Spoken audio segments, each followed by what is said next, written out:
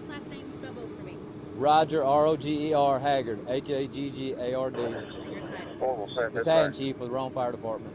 Walk me through what you guys have been doing today. Well, first we got dispatched to a small fire behind a house, and then from there, because of the wind, it picked up and spread real quickly. The first truck on the scene arrived, said it was a small fire, but it was spreading quickly, and it's quickly evolved from that. So we had to get additional units responded, and from there, like I say, the wind kept carrying it.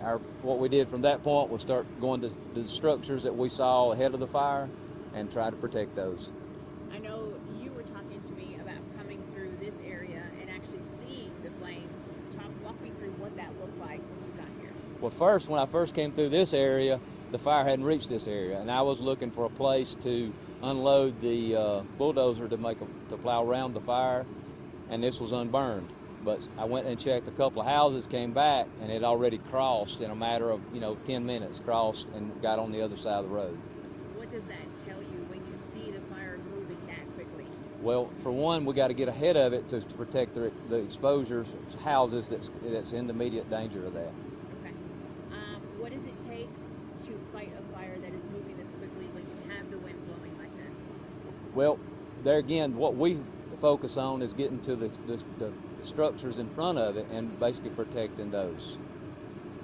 So does that mean like fighting from the ground or from the air? Because we saw the helicopters, the planes dropping water. Well, at the point we got the helicopters and stuff got called in kind of later in the game to where it was more to put out the big fire, not necessarily focusing on the structures. We focus more on that. That's forestry. They go with the woods more. Okay.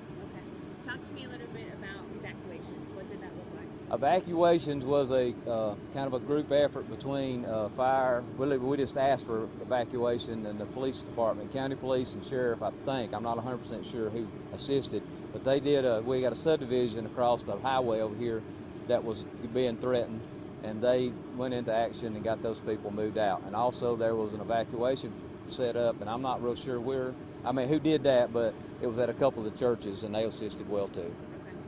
Right now, would you say that there is a threat, and for how long do you think that would stay?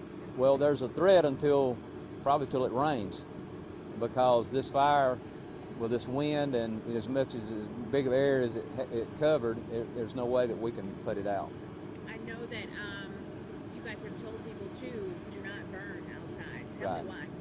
Well, just for this little reason right here. It all started from one little small fire, and because of the wind and the low humidity, it spread into probably 100 acres. I'm just guessing, but that would probably be right.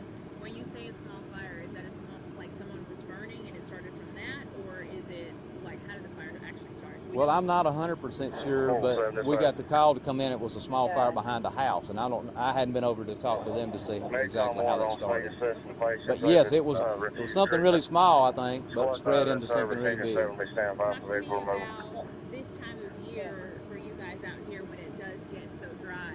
Is it typical for you guys to have to fight wildfires like this? Yes, and unfortunately, this month, March, when it starts drying up, and before things green up and everything's really dead and the wind picks up, and then lately we've had low humidity conditions, so that's what's contributed to it. Okay. Anything that you feel that I'm missing that you want to add? Number on Dean. Don't burn. 1511. Yes, and as small as it may be, especially when the wind's blowing. There was a couple of days ago that we had good still conditions, and that was fine, but when the wind's blowing, just wait. Because here in a few weeks, as things green up, it'll be fine. You won't have the risk like that. You get a rain, you get some humidity, get some moisture in the ground. That all helps to stop that. I know you were talking to me about containment too. Explain that to me. Well, containment is basically when we get a break around the big portion of the fire. Fire's still burning inside the break or the contained area, but it's the best of our ability at that time to keep it from spreading any further. That's containment.